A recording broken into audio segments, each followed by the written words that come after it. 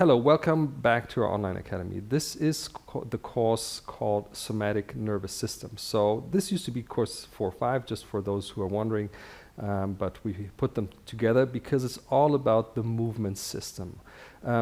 But I want to mention right away, if you're looking at the movement system, you cannot only look at the somatic nervous system, you also need to look at the autonomic nervous system, because you have blood flow to the muscle, you have lymphatic systems, you have systems that supply the muscle with nutrients, etc. So this also is something you need to consider at some point in your treatment.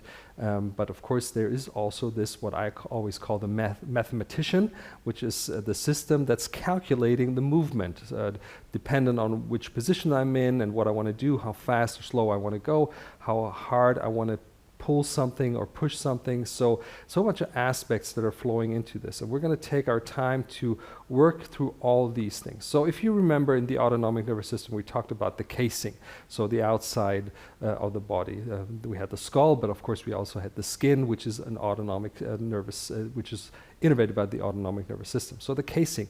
Then we had the blood flow, so inflow, so what's coming into the tissue. We had the outflow, what's going out of the tissue. Then we had the activation systems, which are basically neurotransmitter or hormonal systems, and we had the supply systems that are supplying the nutrients like oxygen and all these things. So these were the big five, what we call them, for the autonomic nervous system. Now we're looking at 3 aspects. So again, we have a casing. Now we're looking at it from a mechanical aspect, and the casing includes the skin and the fascia, of course.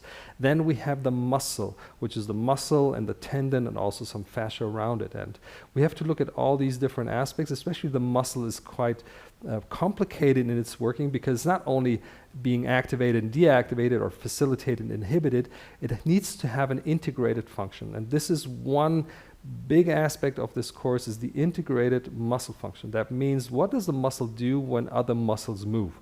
So we have reciprocal inhibition, which is one thing, but we also, of course, have like movement patterns or reflexes. So if I move my head, all of my body systems adapt to that movement of my head, or if I move my eyes. So we have to look at all these things very carefully.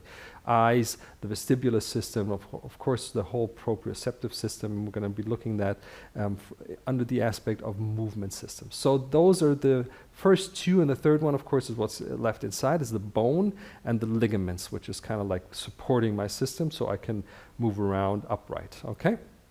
So after the big 5, now we have the, let's call them the big 3, the casing and the muscle unit and the bone unit, okay? And that's what we're going to be talking about in these next videos, and we're going to go through all of these aspects one by one.